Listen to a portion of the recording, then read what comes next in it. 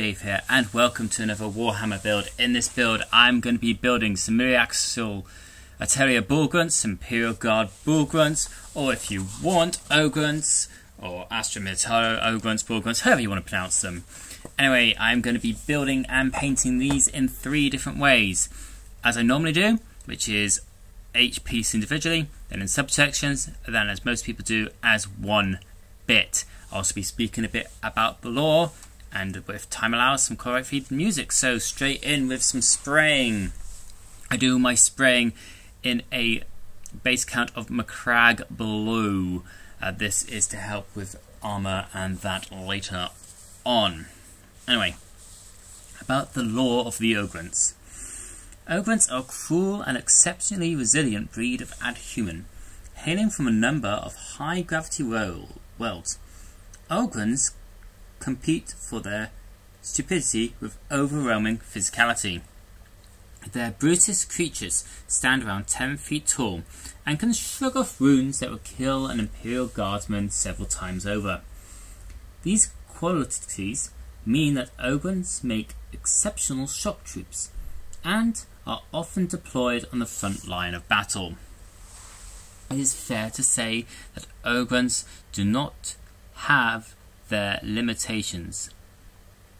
Their equipment must be simple and exceptionally rugged, as anything within arm's length is like to be seen and see a brief and violent service as an improvised club.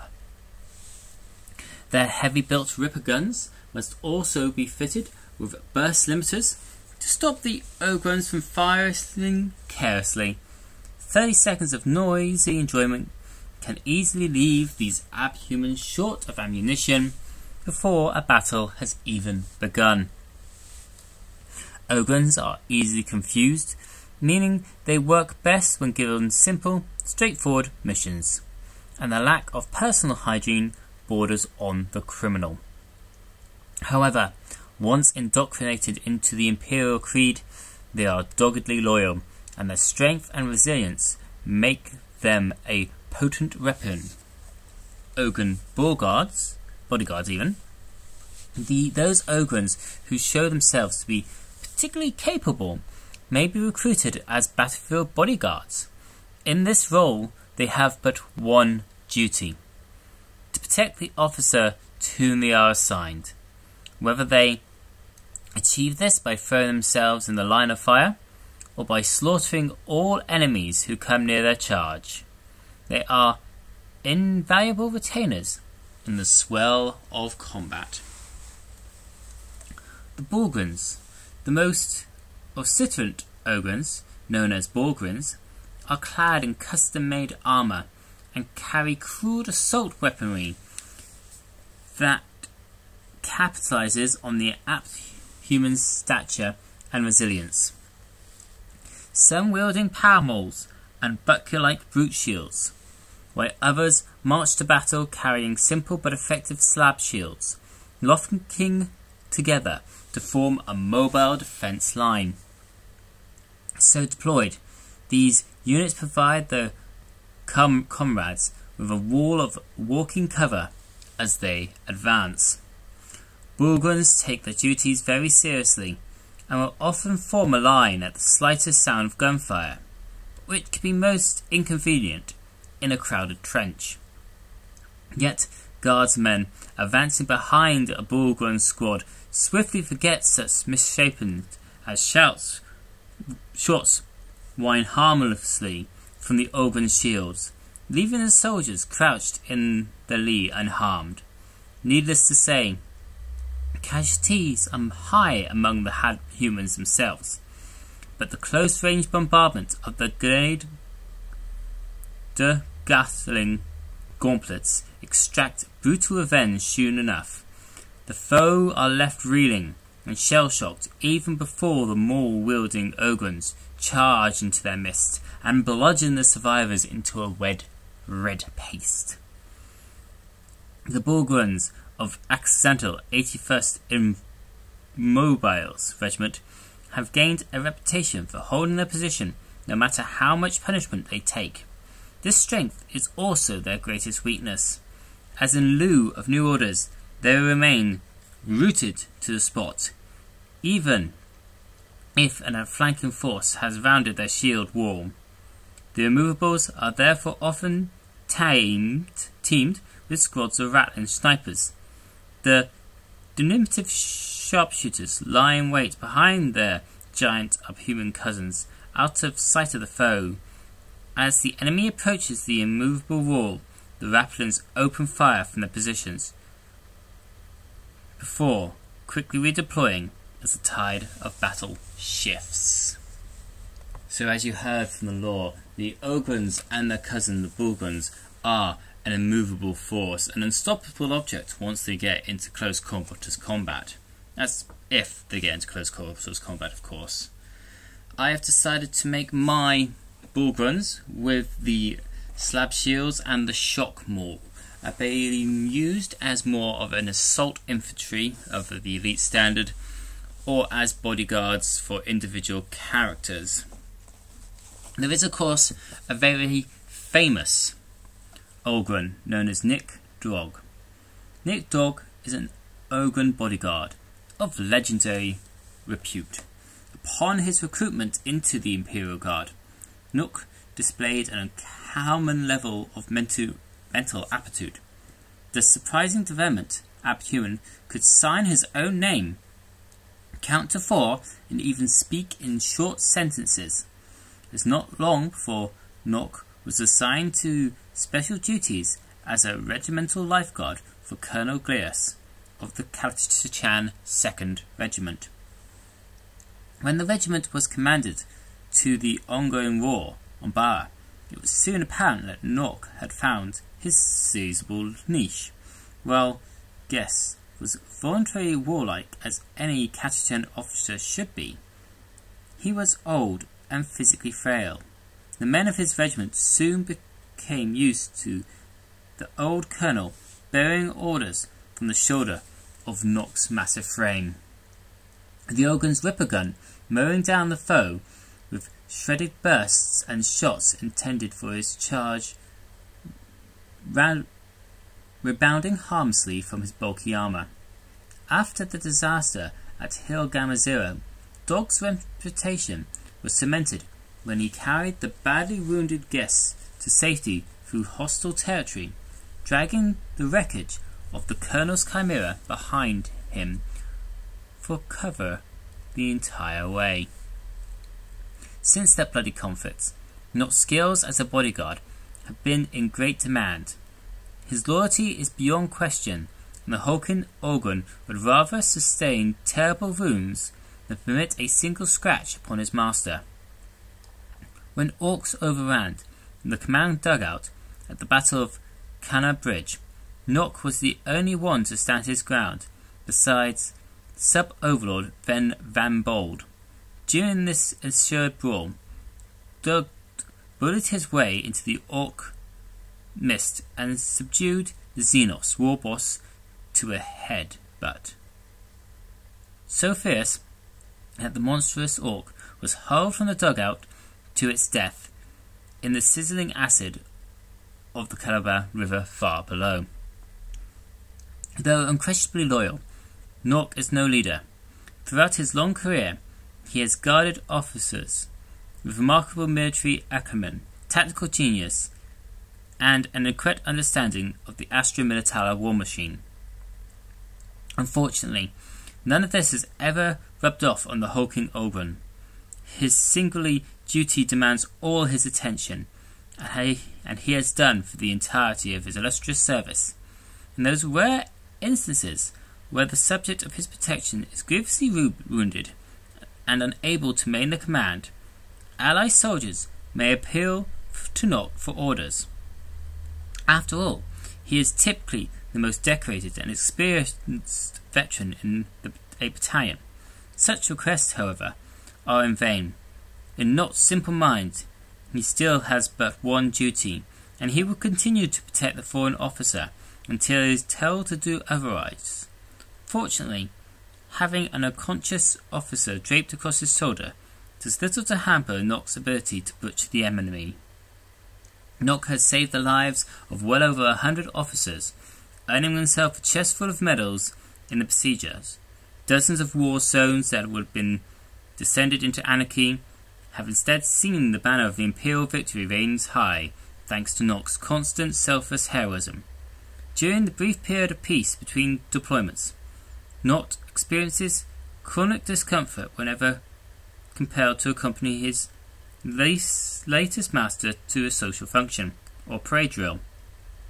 However, such establishments only encourage Nox to fight all the harder when he returns to the battlefield, determined to prove his worth and bask in the satisfying glow of bringing the Imperial Guard's finest bodyguard. Yes, that's Nick Dog, the most famous of the Ogryn bodyguard. Just because, yeah, why not? A bit of history about him. Now, I believe that is all the lore that I want to talk to you about. The Ogryn bodyguards, Ogryns, and just plain Ogryns. Now to find you some copyright free music for the rest of this video.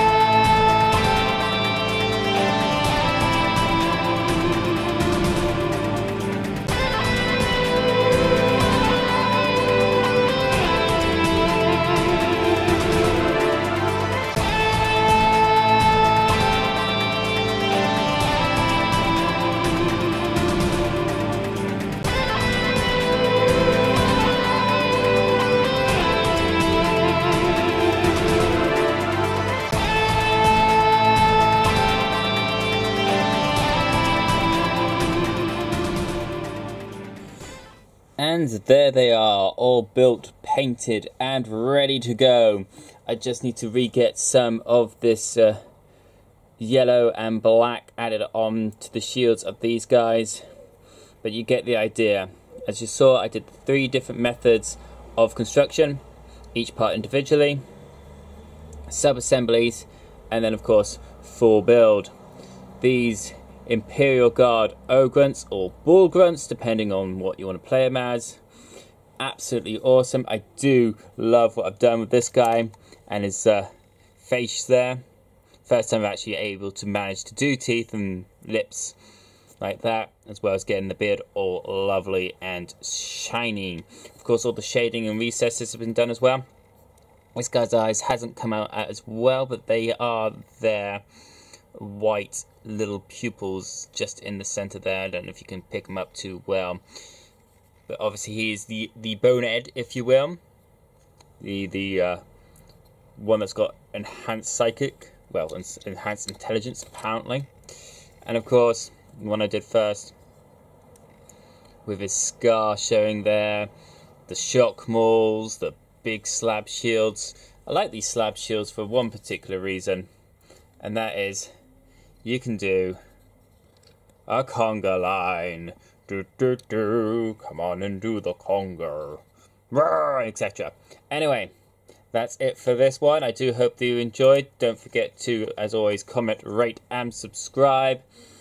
If you have any suggestions about any Warhammer models you want to see painted and builded, do feel free to leave those in the comments below. Until next time, this is Dave for the Empire!